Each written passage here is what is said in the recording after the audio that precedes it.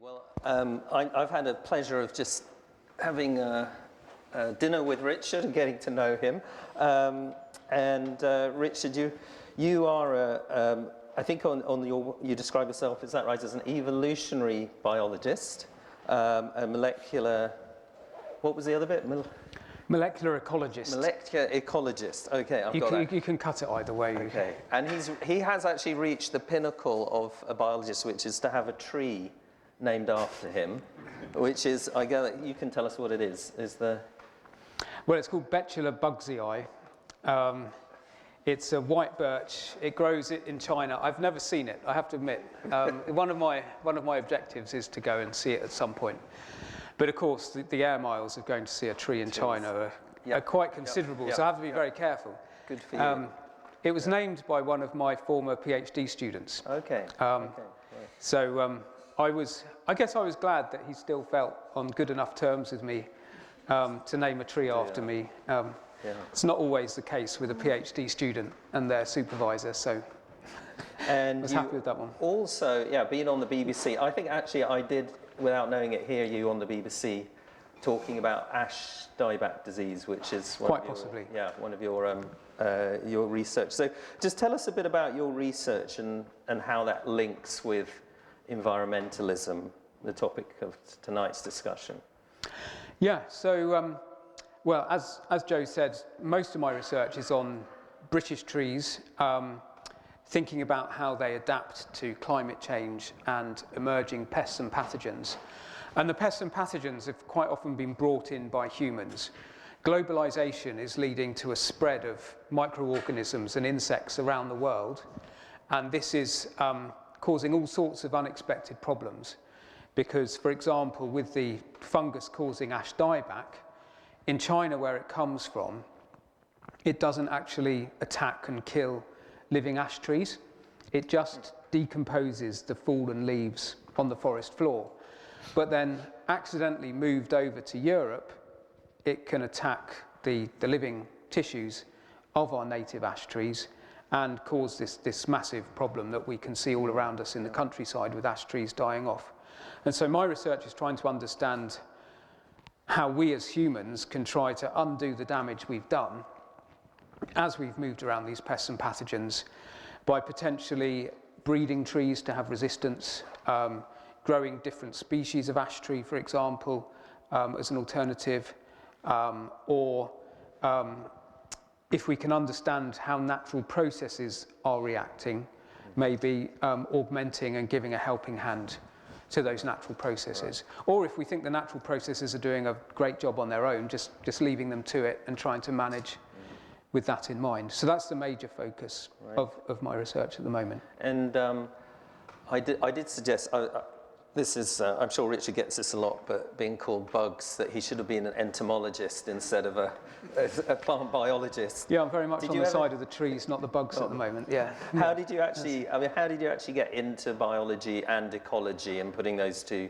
things together? That's a good question. It probably goes right back to my childhood. So I was brought up on a farm in Kent, and it was quite a traditional mixed farm. When I was a boy, we had apples, hops, cattle, sheep, and arable crops. Wow. So it was run on very traditional lines. Hop growers would have cattle in order to produce dung that they would then put on the hops. So it was quite an old-fashioned kind of farm, really. And so brought up very close to nature, building rafts on the ponds and climbing the trees and that sort of thing. And I guess my first thought was to follow my dad onto the farm. I went to a local state grammar school. They encouraged me to apply to Oxbridge, so the nearest thing I could do to agriculture was natural sciences at Cambridge, so I applied for that and to my surprise got in.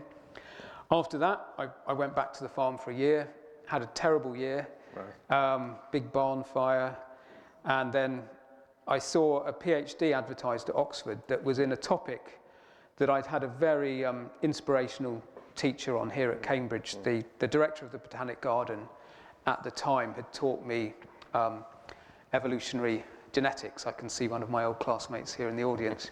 And John Parker had given these very inspirational lectures, and there was a PhD advertised in that very topic at Oxford. So I took a deep breath and went to Oxford, got called a tab a lot, sometimes a filthy tab. There's a lot more animosity towards Cambridge and Oxford than there is towards Oxford and Cambridge, I discovered. A fellow tab said to me that's because the people in Cambridge realised that the real competition was from Imperial. 3 years in Oxford, enjoyed doing the PhD, and then eventually did a postdoc, University of Florida, then got a Natural Environment Research Council fellowship to Queen Mary, University of London, and I've been there ever since. Right. Then also started at Kew in 2016.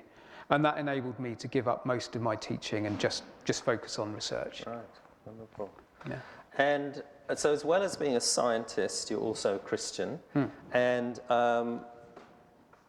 I was thinking of how, for some people, those two things just don't go together, like oil and water, they just don't mix. Science and Christianity are mutually exclusive. How can you be a Christian and a scientist? Maybe Richard Dawkins would say that kind of thing, or a naturalist as well as someone who believes in that there's more than nature to the world, to the universe. So, what would you say to that? How do you see those two things not being mutually exclusive? Well, I'd say for me they completely go hand in hand. So, my Christianity motivates my science. It motivates the research I do. In that I want to be sort of thinking God's thoughts after Him. I want to understand this world that God has created. That motivates me to do research. And it also motivates me to care for it. So a big focus is trying to care for the planet. And Christianity motivates me to want to do that. I think God has given us a role of stewardship as human beings. And I'm sort of doing some of that stewardship as I try to help ash trees recover from an ash dieback. So my Christianity motivates my science, and at the same time, I constantly find that my scientific research is also helping my Christianity. The more I discover about the natural world, the more powerfully I find it points me towards God. So, for example, when I was an undergraduate, in my final year, the first plant genome was published, the genome of Arabidopsis. And since then, our knowledge of plant genomes has grown exponentially. Now in a 3-year project, I can sequence thousands of tree genomes in one project, one short project. And our knowledge of the complexity and the sophistication of genomes has grown so much. It is the most sophisticated software. We're still trying to understand that first plant genome, Arabidopsis. It's turned out to be much more complicated and hard to understand than people imagined, but this is the blueprint, this is the instructions for making these plants. So I would see a genome as a piece of software, and of course, whenever I've seen a piece of software actually being made in front of me, it's been made by very intelligent human beings, often working in teams, and it turns out to be less good than a plant genome. So to my mind, that kind of scientific evidence just points us towards an intelligence, a designer who is powerful enough to instantiate his designs in the physical world. And then the same when we look at the molecular machines that drive life. When I was an undergraduate, we would just look at kind of cartoon-like pictures of what these structures were. You'd just see a kind of ball, and that was an enzyme, and it was all very simple. But today, you can open a scientific journal, and you can see there in atomic detail the actual structures of these things. And when you look at the machinery that is driving photosynthesis, for example, it is absolutely mind-bogglingly complex. And every leaf has thousands, millions of copies of these tiny machines. My favorite one is ATP synthase, which is a motor running on a flow of hydrogen ions. And it's mind-boggling. And if I ask my fellow evolutionary biologists, how did this evolve? No one can even begin to tell me a step-by-step pathway for how that could have evolved. So to my mind, my science is just constantly telling me about the wisdom and the power of God, and encouraging me in my Christianity. So I don't see any conflict at all. When we were talking earlier, we were just talking a little bit about you did choose, and your chair, your professorship, or your chair, is it called a chair? Is that the proper word? You can call it a chair. As you did choose to call it an evolutionary, is that right, biologist? And just say, because some people might say, oh, Christianity and evolution can't go together. But you've got a specific meaning. Why you wanted to say that, but also so kind of specific. Yeah. Just talk a bit. Yeah, say a bit about that, maybe. Evolution is defined as a change in allele frequencies in a population over time, where an allele is a variant of a gene. So that's what evolution is. If you say to a biologist, what is evolution? That's the standard answer. Change in allele frequencies in a population over time. And that's what I study. And so that's what my title is. So, for example, one of our recent papers was about a woodland in Surrey where we detected a change in allele frequencies over a generation, with the younger trees being more resistant to ash dieback. So that's an example of natural selection, an example of a change in allele frequencies. So it's evolution. And so I have absolutely no problem at all saying I believe in evolution. I would have a problem, though, saying I think evolution is how we got here. Right. That the only thing that got us here is evolution, and that we don't need God to help us explain that. Because I just don't see the evidence. I'm happy to believe in evolution as far as the evidence goes. Mm-hmm. I'm a scientist. But I don't see the evidence that evolutionary process, change in allele frequencies in a population over time driven by natural selection, is sufficient to explain how we got here. Yeah. I mean, as I said, no one can tell us a step-by-step pathway for the evolution of, for example, the mechanisms of photosynthesis. Yeah. So I don't think evolution's the whole story. Yeah. Great. Oh. I'm sorry. I've got to turn it on. Okay, should give everyone that warning. Well, Turn off your mobile phone. Just reminds Remember me, actually. The black mirror, put it in your pocket. There we go. Okay, so let's move a little bit on to thinking about environmentalism, because that's our main subject really tonight is, environmentalism, Christianity, and why there is hope.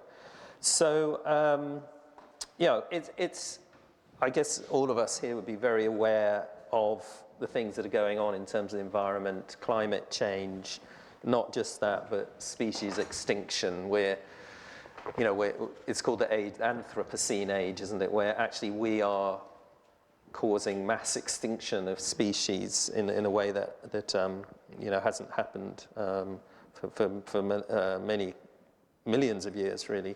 The population of our oceans, pollution of our oceans with microplastics, and all those things that we read about and hear about. So it's not hard, I think, for most of us really to see that we are at an environmental crisis point. And as you think about that, what do you see as being the root causes of how we got ourselves into this planetary mess that we're in?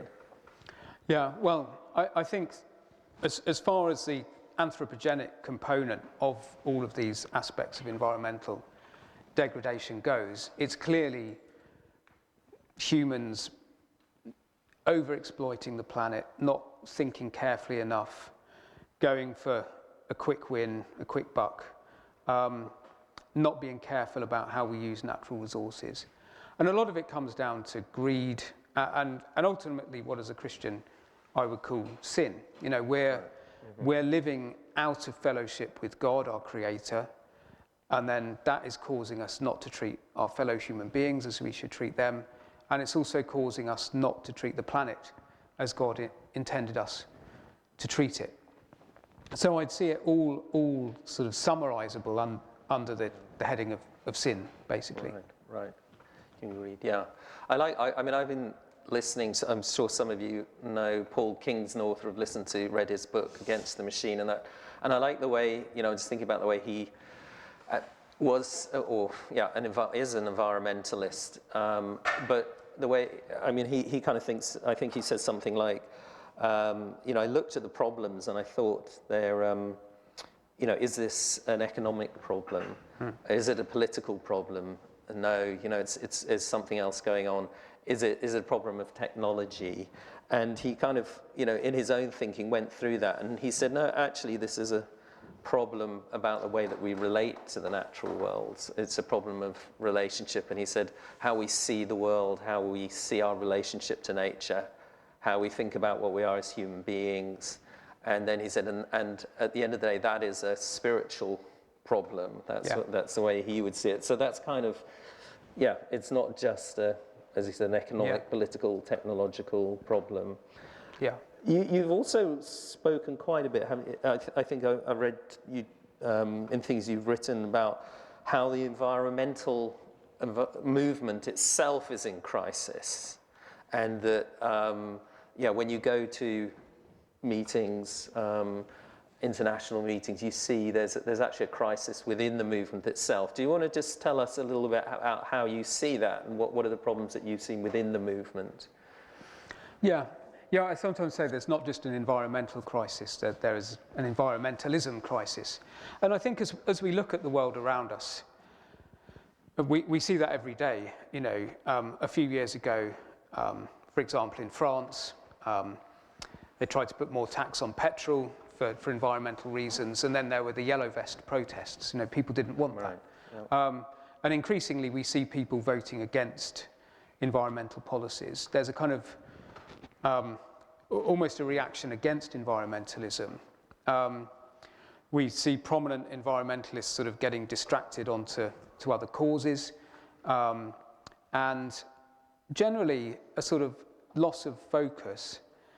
And also, I think within the world of environmentalism, there are also conflicts that are very hard to resolve as well. So one of them that I see a lot is the conflict between carbon and biodiversity. So some people are wanting to grow trees to fix carbon. Others are wanting to grow trees for their biodiversity benefits. And sometimes those two things can go hand in hand. But often, you know, the really fast-growing trees would be an exotic plant grown in monoculture, perhaps with irrigation.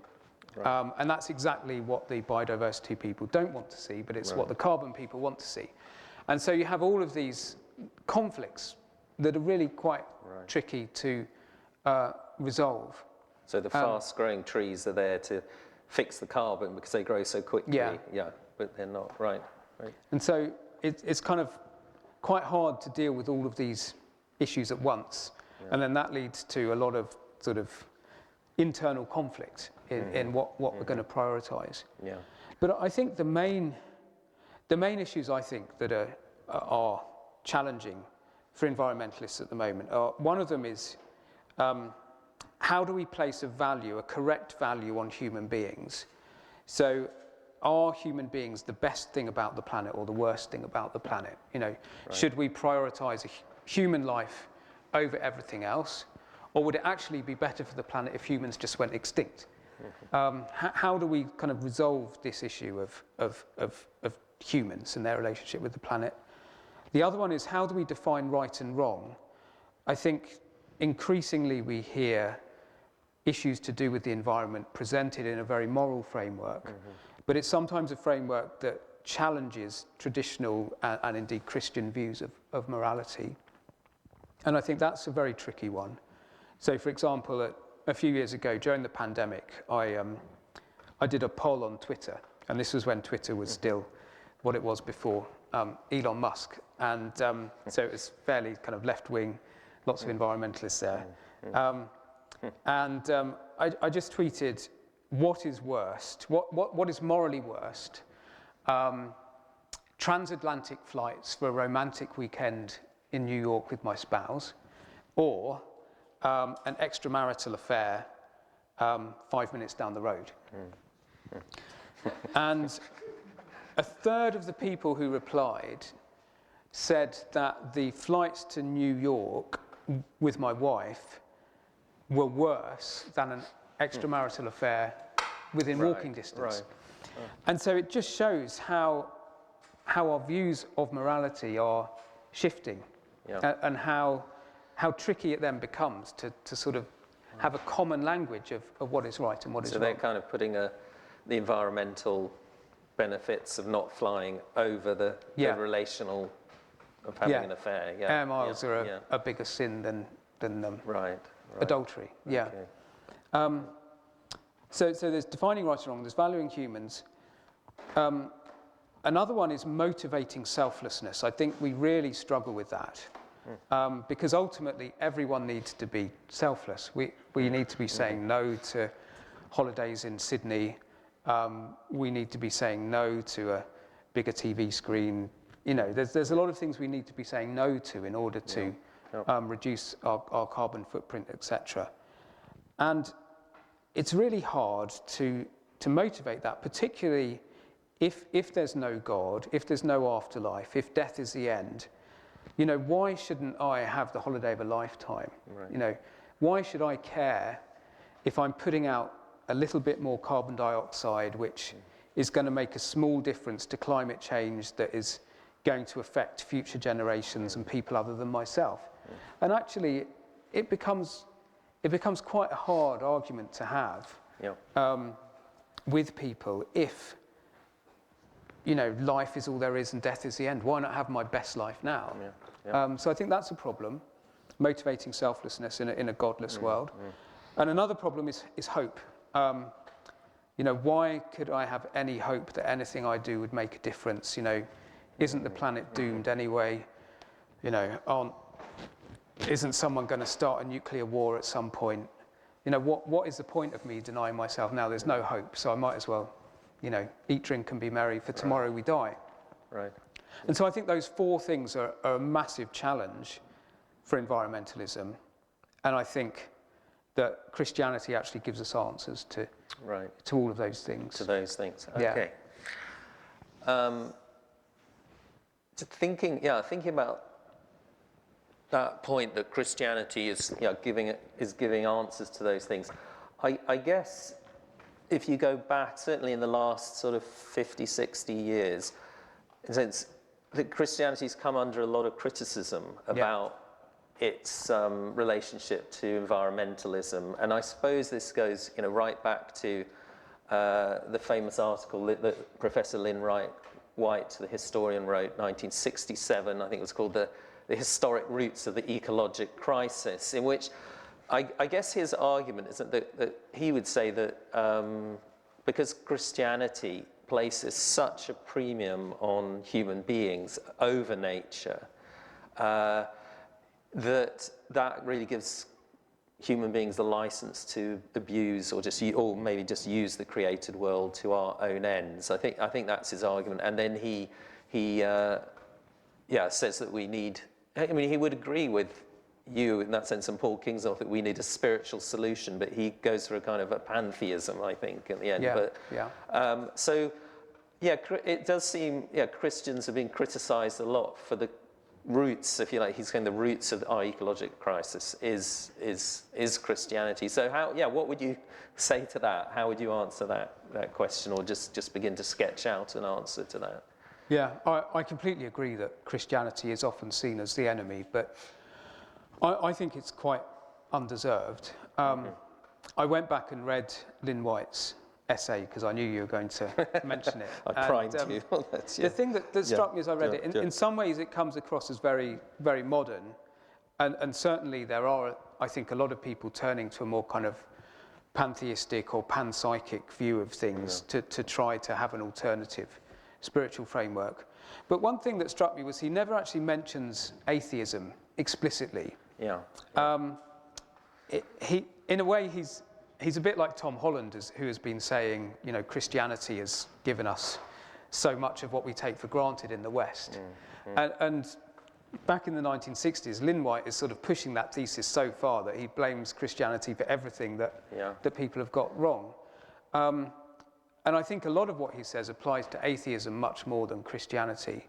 And the reason is he focuses very much on Christianity puts humans above the rest of nature. But he makes it sound as if God just gave humans unfettered authority and just placed them on top, then walked away and just left them to it. Whereas, of course, in biblical Christianity, God is very present throughout. So it's not just humans are over the rest of nature, it's that God is over the humans who are over the rest of nature. And of course, they're accountable to God for the way they treat his creation. What they're commanded to do primarily is to love God with all their heart, soul, mind, and strength, and love their neighbour as themselves. And as in a context like this, we might kind of feel disappointed that it doesn't also say, and love the planet too. Yeah. It doesn't say that, but it does imply that, because if we love God, who is the creator, then we're going to want to look after his creation. Right. Yeah. And if we love our neighbour, we're going to want to look after the place where they live. So I think it's very much implied there. And so to just say, well, Christianity placed humans over nature and therefore it's responsible for everything that humans have ever done wrong, I think is a bit unfair and doesn't really do justice to what the Bible is saying about our relationships with God. It seems to me in some ways he's reacting against the kind of the Christianity of his time. And I think there was a famous saying, I think it was the Governor General of California or something like that. I think, who was talking about, they were protesting about cutting down some of the largest and oldest redwoods, and I can't remember the exact phrase. Can you remember? He said something like, "It's if you've seen one, you've seen them all." Yes, if you've seen one tree, you've seen them all, or something. Yeah. And this guy, the governor of California in the 1960s, he was a churchgoer. So I think, in fact, Lynn White was as well, Professor Lynn White. But he, I think he was seeing that very much, seeing that Christianity at the time that actually had lost its connection with nature. And I always, if you go back a little bit further, you think of someone like William Wilberforce, who we're all very, very familiar with being involved in anti-slavery, but he also started the proto-RSPCA, Royal Society for Prevention of Cruelty to Animals, and he was foundational, in founding that organ. So it's interesting. His evangelicalism at that time had this. Definitely a care for animals. I think it's said as well, I heard that during the Great Awakening, that you could tell how a miner, when a miner had become a Christian, by the way that he treated his pit pony, that actually it revolutionized their treatment of nature as well. So I wonder if he's reacting to a more modern version of Christianity that had lost and become very materialistic, really. Yeah. Well, one thing I particularly objected to in Lynn White's essay was he says something like, to a Christian, a tree can only be a physical fact. Yes, yeah. And he's trying to make a contrast with an animist who would see it as having a soul. Yeah. But to me as a Christian, I don't think a tree is just a physical fact. No. I mean, it is a remarkable organism that is reflecting the glory of God who designed it. Yeah. And so I don't just see it as a bare fact. Yeah. And actually this was brought home to me a bit quite recently. I was being shown some of the old trees in the park at Blenheim Palace by the head beekeeper at Blenheim Palace, who's quite a character and I think probably a pantheist. And he has to climb these oak trees to find bees' nests of wild bees in the hollows in these old trees. And we were standing in front of a massive old oak tree called the king oak. And he said, I always ask permission of the tree before I climb it. And with this particular tree, I had to wait 20 minutes before I had permission. And there was quite an eminent arboriculturalist who whispered in my ear, I wouldn't give him a job. And anyway, then we came to another tree, and this tree he's never had permission to climb. Yeah. He's never been able to climb this tree. Yeah. And he made us all close our eyes before we got to it and sort of led us in a line and then made us all stand in a semicircle and said, okay, you can open your eyes now. And it was this most majestic, beautiful old tree, massive, and it's called the Queen Oak in the park there. And I had to admit, there was something quite moving about it. And I was thinking about it on the way home, and I thought, well, I can kind of see where this guy is coming from. There is something very moving and awe-inspiring about these trees. But, of course, as a Christian, for me, that reflects back onto the God who made something that can become so old and so beautiful and so grand. And in a way, to kind of stop short at kind of seeing the tree as the thing we have to respect, it is kind of stopping short of the full grandeur of what this tree is actually telling us about. So it's not a tree in that sense, it isn't sacred, but it's actually, it's valuable, isn't it? And we should respect it deeply. I think that's, where I would be is not, this is a gift from God, so we don't just chop it down arbitrarily. We, we treat it with respect and an appreciation for what it is as a gift. And I mean, I'm amazed by the more and more we find out about trees, actually, how they, I mean, you probably know a lot more about this, about how they communicate with each other through the fungal networks. Yeah, some of that is a bit overhyped. Do you think that's overhyped? But there's some very cool science. But of course, it doesn't mean we can never chop down a tree. No. Jesus was a carpenter. A carpenter has to chop down trees. It's. I think Christianity gives us this balance between regarding nature with respect, but also knowing the extent to which we can use it for the good of human beings. And I think that's so often, I think, in the culture around us, we see people running to either the extreme of humans are in charge and we'll exploit everything for the short-term interests of humans. And other people saying, no, nature is in charge and it would be better if humans just went extinct and nature could just take its course. And Christianity just quite naturally gives us a middle course where we value humans and we value God's creation. And it shows us how we can operate in that space, how we can do that in a way which is right and good. And I think the image of a gardener is one that I keep coming back to. God made Adam to be a gardener in the Garden of Eden, and a gardener does use the natural resources of the garden, but he also looks after it, and he wants to enhance it and make it more beautiful and care for it whilst using what it provides. And I think that's a really good image for how we should be thinking about our relationship with the natural world, and I think that's a biblical image. As a garden being this, in a sense, a harmony, isn't it, of nature and human action, if you like, human purposeful. And I was recently talking to a friend of mine who advises the Dutch government on how people can do farming and ecology together rather than seeing those as being mutually exclusive. And one of the things he says is there's very good studies now that if you, because of course on the other side you've got the rewilding people, haven't you? Let's just leave, let it all be wild.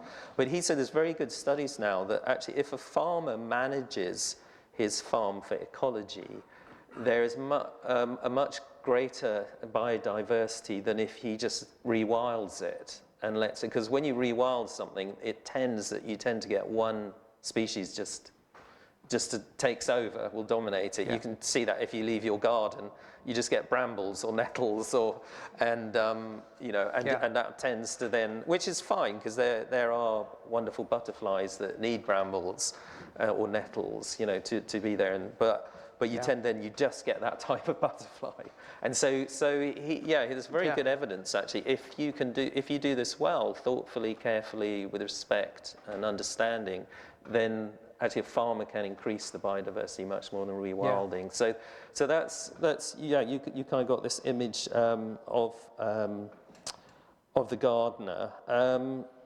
I just talk about rewilding a little bit? I think it's interesting, in the Old Testament, rewilding comes about as a judgment for people's sins.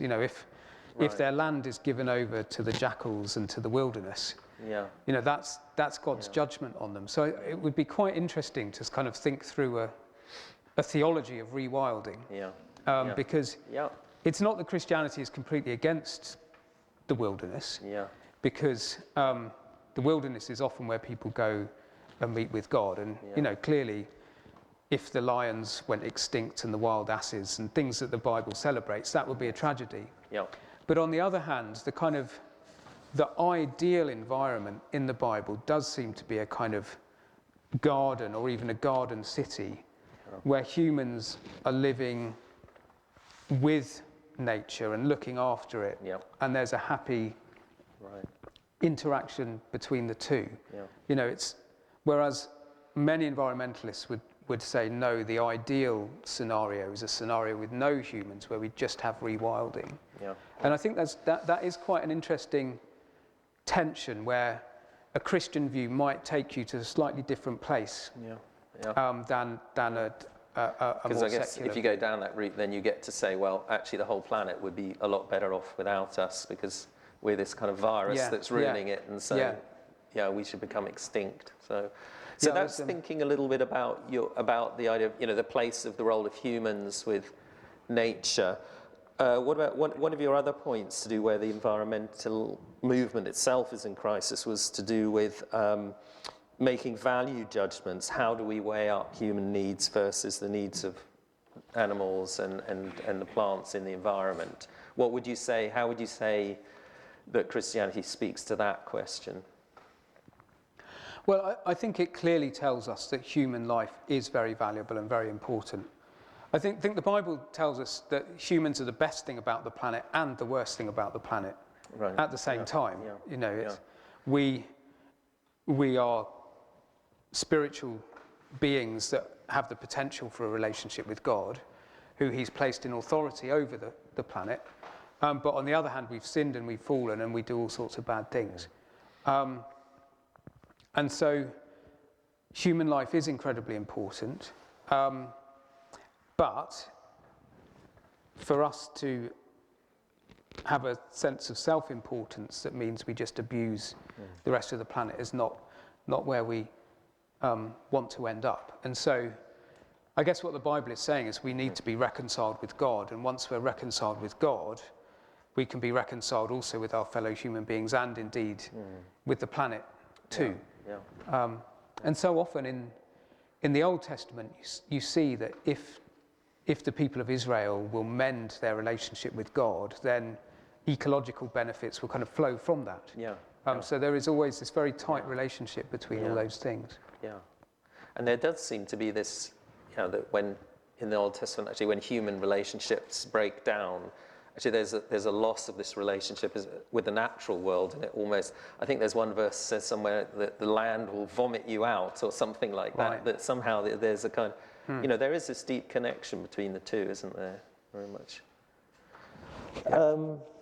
One of the problems with the environmental movement, or another one that you mentioned, is the issue, I think you raised, of being selfless. How, you know, to be pro-planet, we need to deny ourselves in some way. And that, I think in modern consumeristic societies is extremely hard, isn't it? I think we have to say, I mean, we find that just so hard to do. To deny ourselves for the sake of the planet and for other people. And it seems to me that Jesus in the Gospels, that he talks a lot about denying yourself. And it's a key thing when he says, we need to lose our lives or deny ourselves. How do you see that relating to the issue of environmentalism? I'm thinking about, and maybe I could ask you personally as well, how that has impacted your life, thinking about what Jesus says. But that's, thinking first of all about how would you understand that, him talking about denying yourself, and how does that relate to the issues of the environment? Yeah, well, Jesus, as you say, he says a lot about self-denial, putting God first, you know, not laying up treasures on earth, laying up treasures in heaven, not living for this life but for the next. And so all of that, although it's primarily about our relationship with God, it does have knock-on effects for our relationship with the planet. And it does motivate us to be selfless and not be self-indulgent. And the last thing I would want to do is try and sort of hold up myself as an example of this, because I think I think for any of us, as soon as we start talking about this, we feel a bit of a hypocrite, because none of us have denied ourselves as much as we could have done. But I do think, as I look at the life of the average Christian around me and compare it with the lives of people who are not Christians, I think on average, the Christians, even if they're not consciously trying to be environmentally friendly, I think often they are ending up having a more environmentally friendly life. Because, you know, if you live your life according to Christian morality, a natural consequence of that, I think, is sort of a lower carbon budget. You know, I often say to my work colleagues, you know, having kids has been great for my air miles because I just can't travel anymore at all. You know, if you look at my household per person, our carbon budget is pretty low. You know, there are 2 adults and 4 kids, so per person we've got a low carbon budget. You know, and if you're a Christian and you're giving away at least 10% of your income, you know, that's income that you could have been spending on foreign holidays and new flat screen TVs and a whole load of things that would end up using carbon. But you're giving that away to, say, a missionary who is living on a pretty low budget, or a church worker who's living on a low budget, or other people who are on a low budget. So generally, more of your income is being channeled into the basics of life, and not into consumerism. And so I think that there's an argument to be made that Christian ethics, sort of almost as a side effect, are beneficial to the natural environment. I saw a statistic a while ago and this was several years ago, so I'm sure it's more now, but streaming of online pornography uses as much electricity as Belgium, the whole of Belgium, every year. So, you know, if everyone stopped watching pornography, you know, all of that carbon would be saved. You know, and there must be other things like that. You know, I was on a work trip in Ethiopia a few years ago, and I always think of Ethiopia as somewhere with very low food security. And we were going through miles and miles of this crop, and I said to a colleague, what is this crop? And he said, oh, it's chat. It's a drug that is very popular in the Middle East. You chew its leaves, and so all of these Ethiopian farmers are growing this drug. Well, they could be growing food, but they're not, because they get more cash for this drug. You can see the same with tobacco, the alcohol industry. You know, there's so many ways, coffee maybe even. You know, there's so many ways in which we are channeling the Earth's resources towards behaviours which Christian morality would see as sinful. And so, I think there's a lot of thinking could be done along those lines. Great. I'd love to, maybe we can pick that up in the Q&A a little bit, because I also just thinking about how it's not getting into a kind of eco-legalism. You know, I think that's a really important thing. Maybe somebody can pick that up in the questions, but how we avoid a kind of, an eco-legalism in this. But I like what you're saying. As we finish just this bit of our kind of conversation, I just want to turn to the last bit of the title of this evening, which is hope. And it seems to me one of the big problems in environmentalism is hopelessness.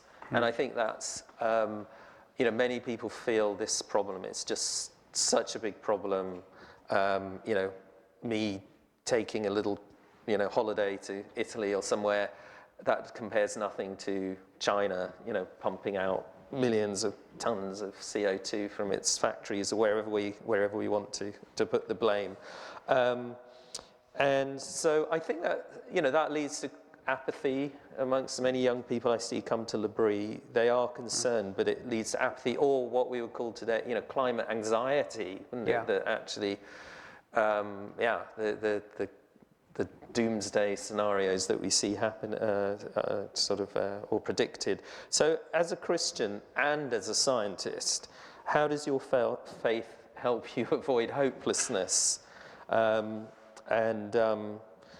suppose there's a question of that as well. We called it saving planet Earth. Can we save planet Earth? And how does that relate to having hope or hopelessness? But hope for you as a Christian. I think you're right. I think there is a lot of hopelessness there about, you know, have we gone past tipping points? Is it too late to do anything?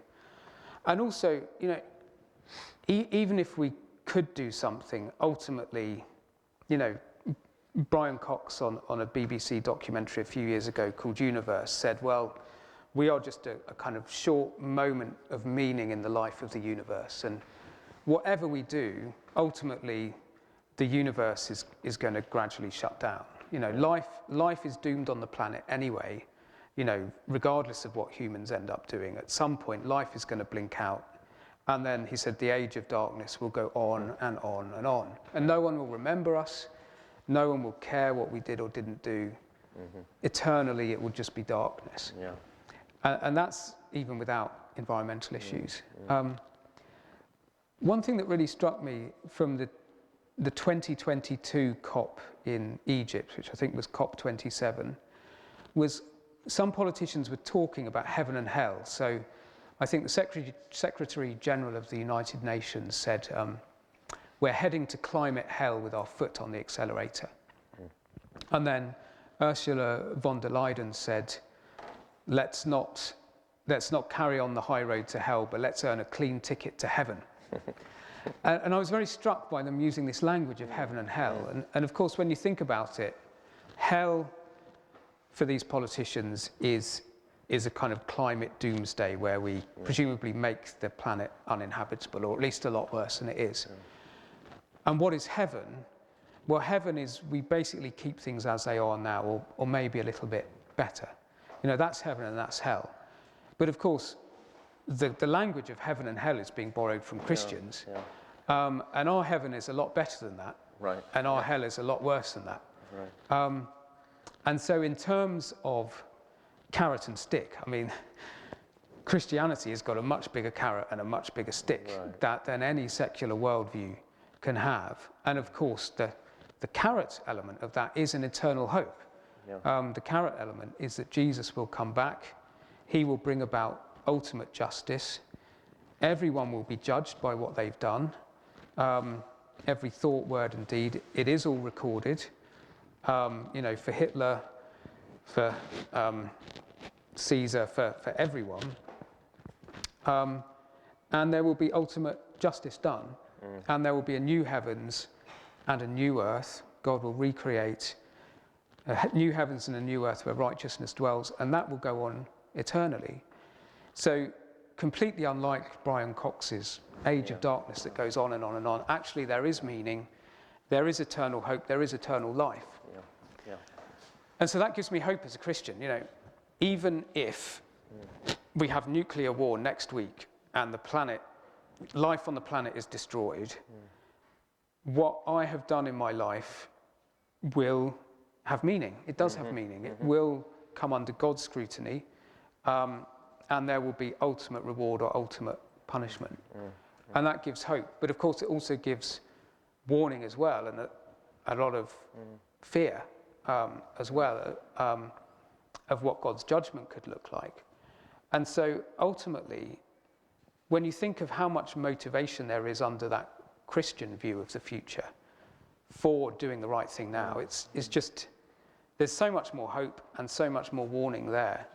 And so there's just so much more motivation actually to care about the planet than there is, I think, under any other, any secular worldview. Yeah, I mean, I've written quite a bit about how many Christians or many people think the end, or the way the Bible ends, or the way history ends, Christians think is with an escape into heaven. But actually, the Bible talks about the opposite thing, which is actually heaven coming to earth. Talks about the renewal of creation, you know, and that's an incredible picture, not just of human life, but of the whole creation, isn't it? Which is a wonderful hope. Yeah. And into that, the grace of God as well, isn't it? Is active in the sense of God being at work to, even now we can be a part of that as well. So there's hope not just for future, but maybe hope now. I like what you said about, I really believe that everything we do now that is good and true and beautiful is a part of new creation, even if other people reverse it. So there's hope in what we do. As we finish, just the last thing, I think you've said Yeah, I guess the argument you've made, isn't it, is that environmentalism needs God.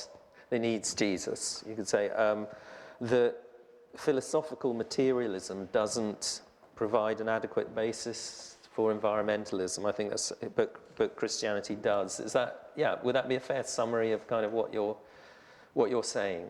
Yeah. Yeah, I think there's a much more coherent basis for environmental care within Christianity than there is within atheism. Yeah. So I think as a Christian there's very strong motivation there to look after the planet. But I wouldn't want us to sort of leave it as if I'm saying Christianity is all just about us doing the right thing and us doing good, because of course a fundamental tenet of Christianity is also that nothing we do can be good enough for God. Right. You know, if ultimately it's my carbon footprint that is what I'm judged on, save you. My carbon footprint isn't going to save me. I have travelled too many air miles. Yeah. But the great thing that Christianity also offers, of course, and this is at the heart of it, is forgiveness. Yeah. Yeah. It's that through Jesus Christ and his carrying our punishment for us on the cross, we can have new life. Yeah. And we can be redeemed from all the wrong things we've done, both towards God and towards our neighbour and towards the planet. Yeah. And without that, there would be no hope, because none of us would deserve to go to heaven and not to hell. Yeah. Good. I think where's Joe? Joe, there you are. Are we okay time-wise? Have we done? Yeah. Yes, yeah, all good. We've gone over the tiny bit. Do you want to join me in thanking Richard and Jim for that?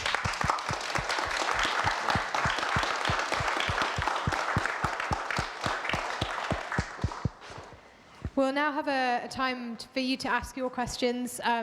Feel free to ask questions directed to one of them or open questions to both of them. I will come to you with a mic so that everyone can hear what you're saying. So does anyone have any questions to kick us off? Well, one thing I never understood is like the connection with like the carbon footprint and the environment, because surely like CO2 is good for plants. So surely if you want to green the planet, you'd want to fly to New York or Sydney as much as possible, and we should be thanking China for pumping out lots of CO2. Do you want to? So what the question was about the link between, you never understood the link between CO2 and, okay, and our carbon footprint. Yeah.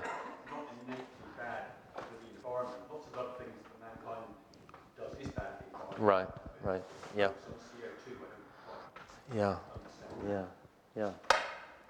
Yeah, well, it's undoubtedly true that there are positives of CO2 as well as negatives. We're doing an experiment at the moment growing ash trees in high carbon dioxide conditions, and they are growing incredibly fast. So yeah, it does act as a fertilizer, undoubtedly. But of course, you have to make models where all of that is modelled and all the consequences are put together. It's not research that I do, so I'm not an expert in that. But yeah, I take your point that carbon dioxide has its pluses as well as its minuses. Yeah. And the minuses aren't global warming, climate change, or climate change, as far as the science shows. But I also think we can have an overemphasis, can't we, on carbon. And obviously the net zero, that's hotly contested and debated, that kind of thing. But I think that can be a real, it can be a distraction in some ways, because that's not just what's happening. One of the things I'm most concerned about is species, the loss of species, and the rate at which we're losing. Do you know what the current rate is? It's like 1 every minute or something? I don't know, something like that. I'm not sure, but I can remember some stats for plants, but not for everything. Okay. One of the things that I've thought about when I've spoken on kind of ecology is I think a lot of people have a negative motivation for caring for the environment, which is global climate change, and we're worried about that.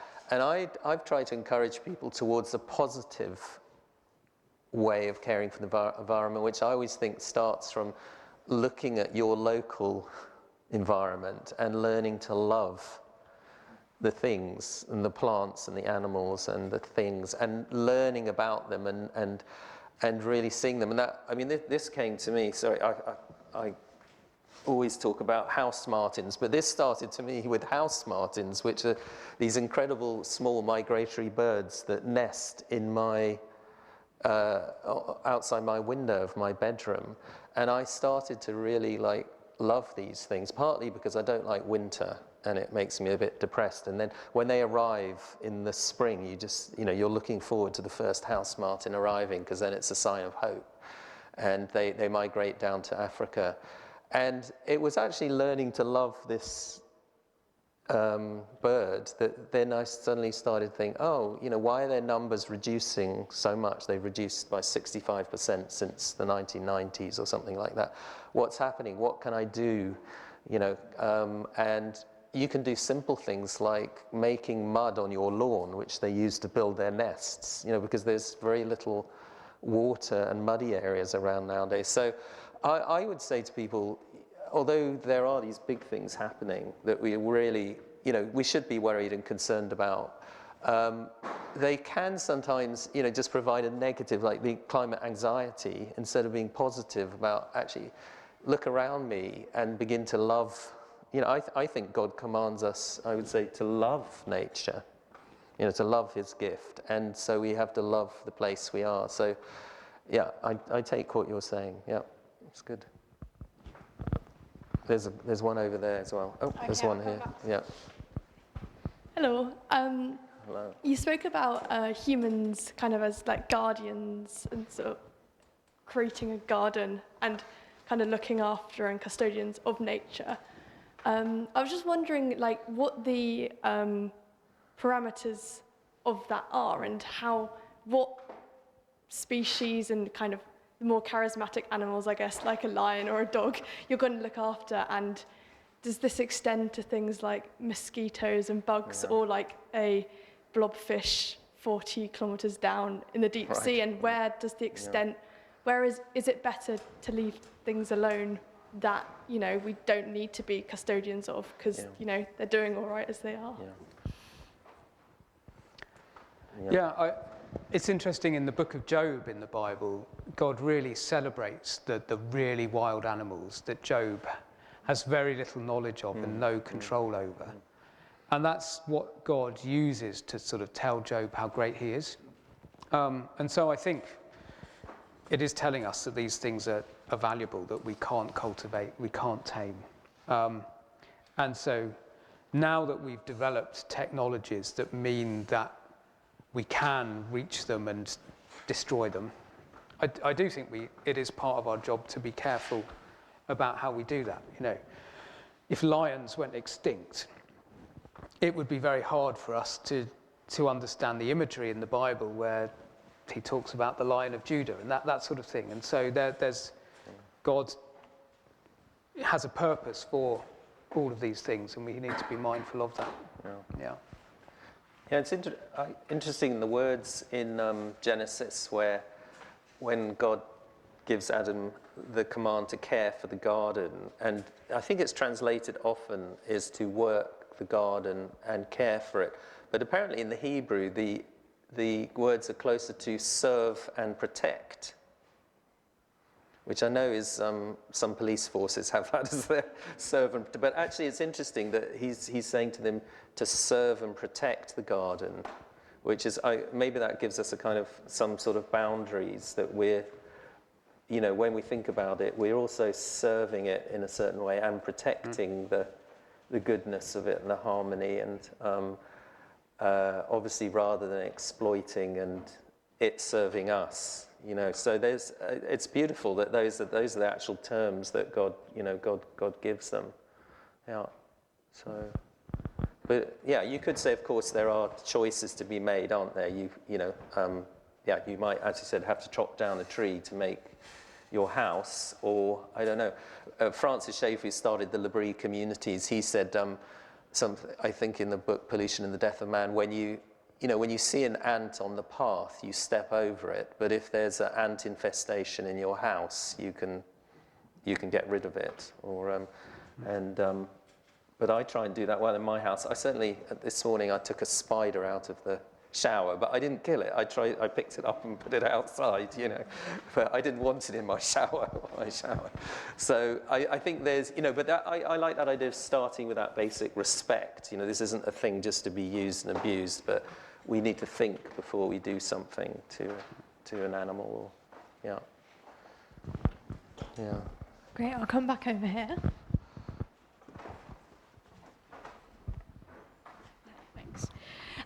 Thank you very much, by the way.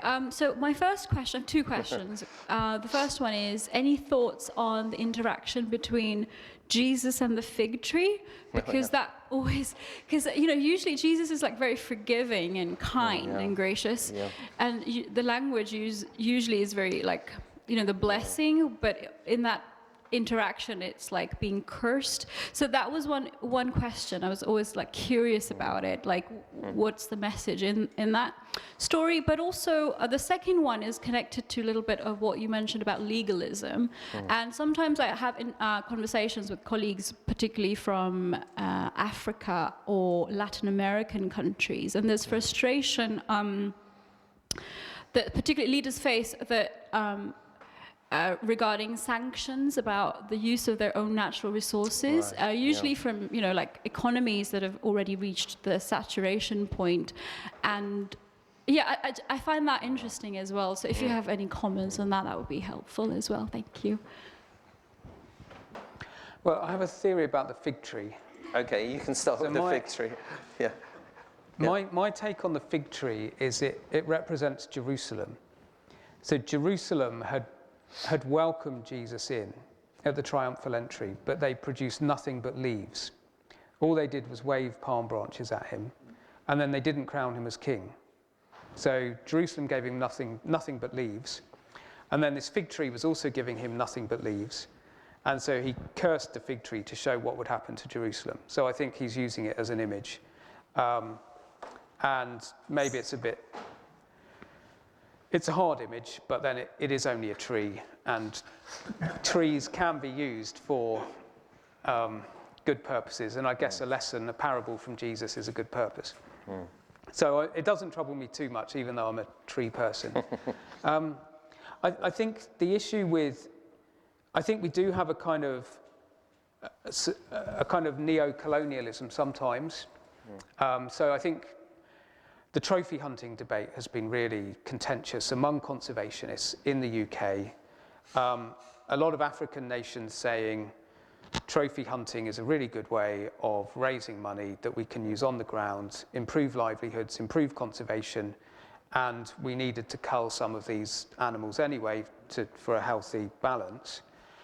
And then in the West, people were saying, well, we hate the idea of a dentist from Texas going and shooting an elephant, so we want to ban it. And you can kind of see both views.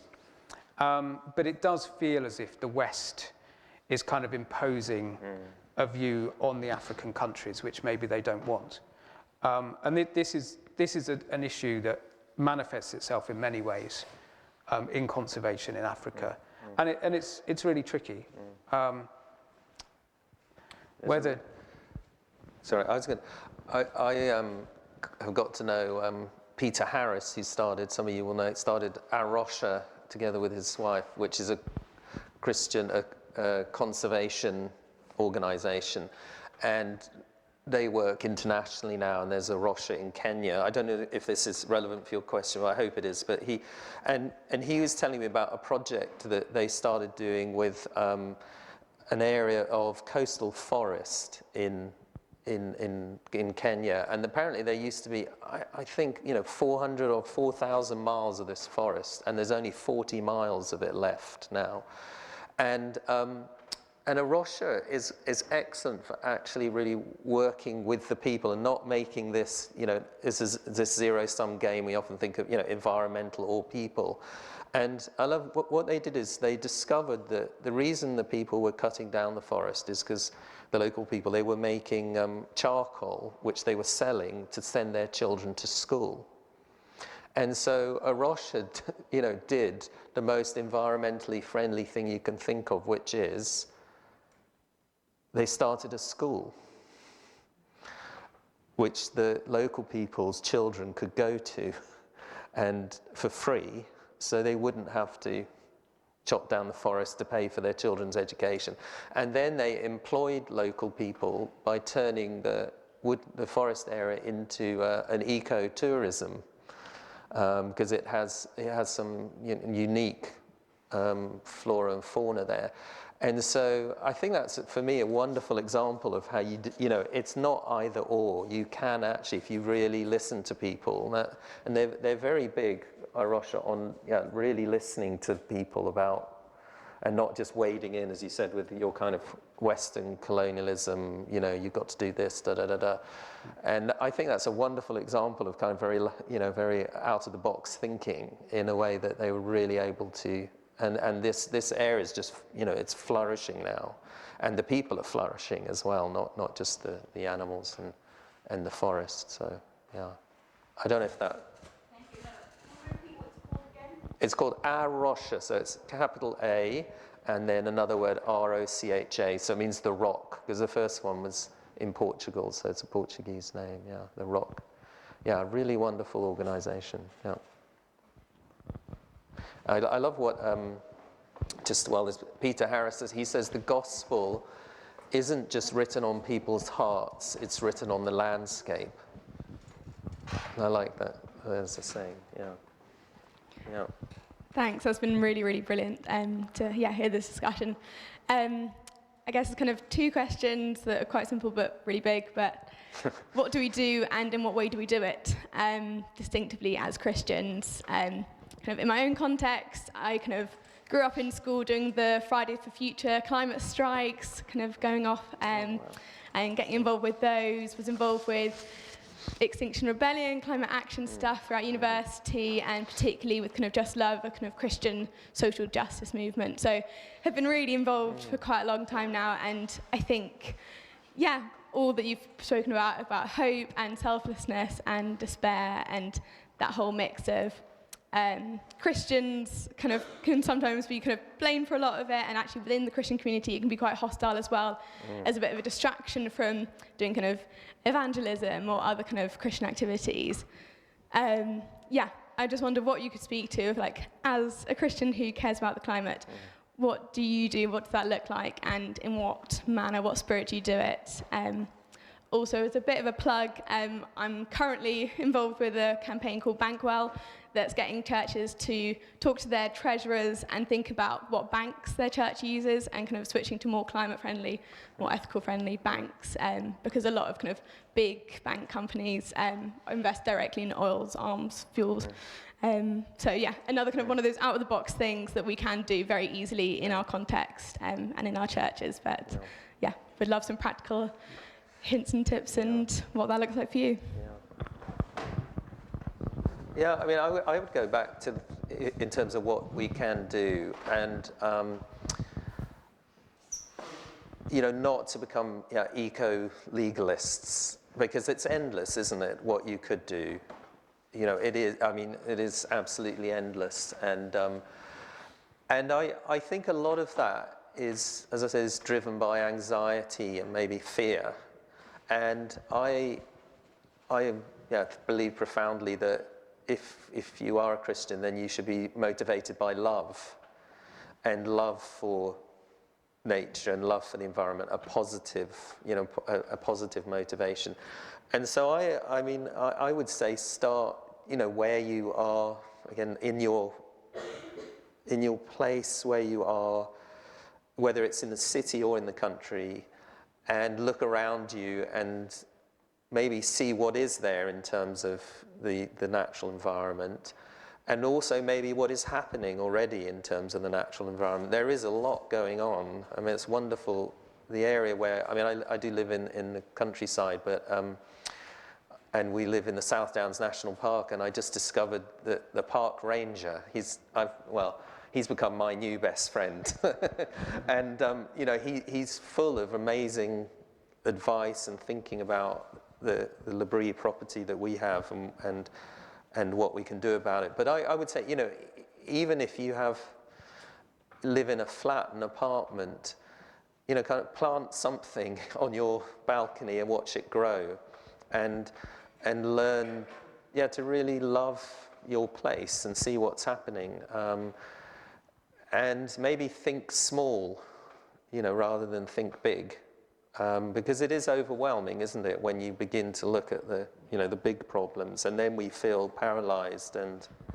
But I think Wendell Berry. Some of you, have you read Wendell Berry? You know Wendell Berry, an American agrarianist, and he says that think small, and think local, and start there, and kind of build outwards, and I think that's the way to go. Like one thing A Rocha have done, which is really good with churches, is to say to churches, most of you have got a church yard, so you've actually got this amazing area of potential biodiversity to use, and so they started this project of, you know, can you use your churchyard for wildflowers and all kinds of things.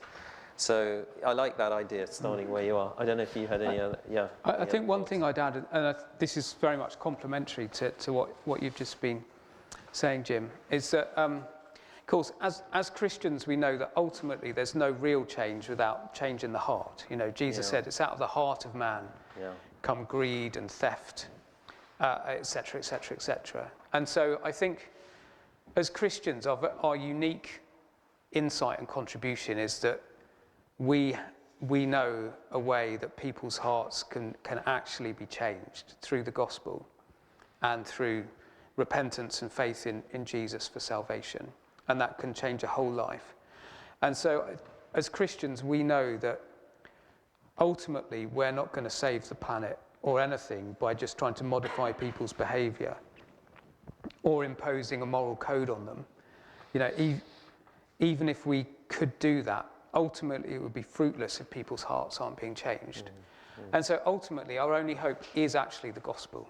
You know, so we have to be sharing the gospel with people to see that change, to see changed lives.